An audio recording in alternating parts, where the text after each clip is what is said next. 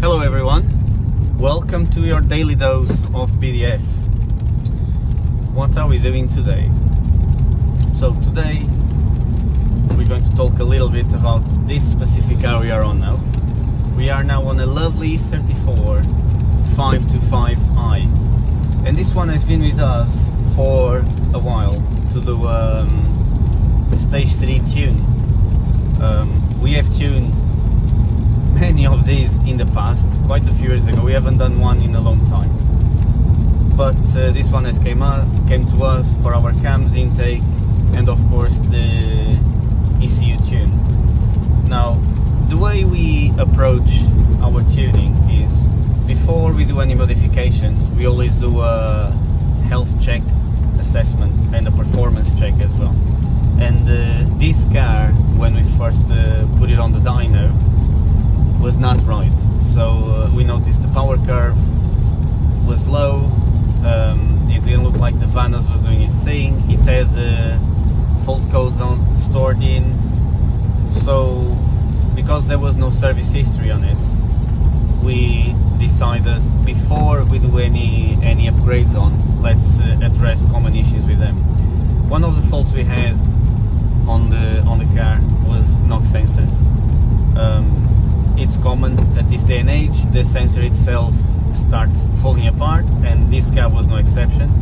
One of the sensors was completely in bits, and this is why it will have the faults for knock sensors. The vanos itself was in really bad nick as well, so the seals inside the vanos were really bad. So they were the original ones, so the vanos wouldn't be working properly. We done those jobs, and we recovered the consistency on the power.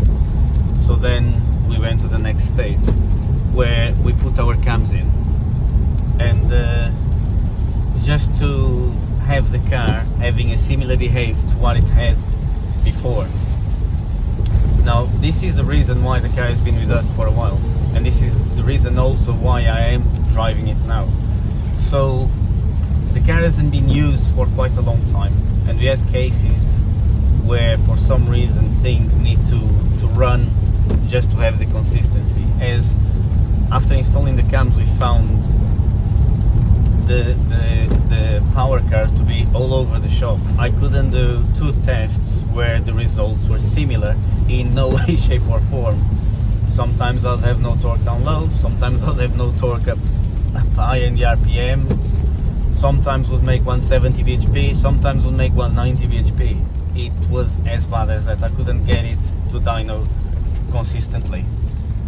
So we've done some data reading on it, and all the values are within what they should be, but the car still does it. So we have found ignition to fluctuate quite a lot, but at the same time there was no knock retard at all. And these ECUs only retard ignition through intake temp or knock, or like coolant temp or knock, and we haven't had any of those sensors flagging anything for it to retard ignition. So therefore we were like, okay, what do we do now? It's one of those problems that we haven't experienced, therefore it's harder for us to diagnose. We need to spend more time with the car to test and to make sure everything is right. And this is one thing that is very crucial. Before we do any performance upgrade, we have to make sure the engine is running to its best. There's no inconsistency, like it's consistently delivering the power it should, the curve looks right, the torque is right. So then when we deliver the car back to someone, is going to drive the car and is going to feel right. So let's say we just decided before we do any of the repairs, or even now just cracking on with tuning ECU, what we'll be doing is covering a hole, right? And then it will be frustrating because it will be me doing the tune on the ECU, the values would not pass onto the engine, and then it would be very counterproductive. So again, this is why it's very important when there is an issue with decided to get to the bottom of it and address it. We find it's no good if you just band-aid it instead of just fixing the issue, and that sometimes can take some time, especially if it's a fault we haven't seen in the past. Now, the only thing we had similar to this in the past was on an S50 actually, where the ECU itself was the culprit. So we had the car in, it stayed with us for a while because it was quite tricky to get it to do what it's supposed to. We thought we had fixed it because it looked like the problem was on coil packs.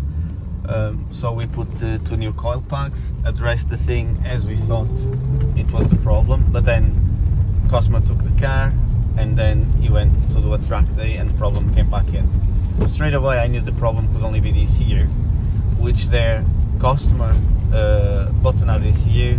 We just passed everything from his original ECU to the new one, problem fixed.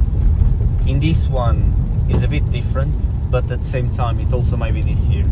Now, the way we see it is on these cars being old, you are not going to find an ECU. You will be able to find an ECU, but at this day and age, it might also be a problematic ECU. So the easiest solution for this, something to think about for some people that might have problems with ECU, is to buy like a plug and play ECU for these engines, like a standalone, and put it on. You'll have newer technology, the ability to tune the car further and better. Unless you have a completely stock car and you have no intention of modifying it, I would suggest just try to find a decent ECU or have your run repaired by someone that knows what he's doing. But if it's to be modified, if your ECU has a problem, might as well just put a better ECU on it, because a plug and play ECU for these can be quite inexpensive because the engines on these are quite simple. Now, the other thing about this is I am driving it now, and driving the car normal, it feels perfect. It feels very smooth, drives quite well, there's no hesitation anywhere. The only thing you feel is like there's some gaps on the torque curve as soon as you put your foot down, so the response is not quite there. But again, it's starting to feel better as I'm driving it. So we're going to do a couple of days driving this. We spoke with the customer, he gave us permission to do that, because actually my suggestion to the customer was, come take the car, drive it for like a month, bring it back, and then we go from there to make sure it just wasn't like lack of fusing or ECU adapting itself for whatever it needs to. So we decided then it would be easier, because of the distance the customer is away from us, for us to just drive the car and see if things improve or not. And what we're going to do, we're going to be driving the car for the next couple of days. After dyno again, I should be able to feel like things getting better, and to be honest, the car already feels better than what it did. It feels freer, feels lighter, so potentially it just needs proper using and ECU relearning, whatever parameters it needs to relearn.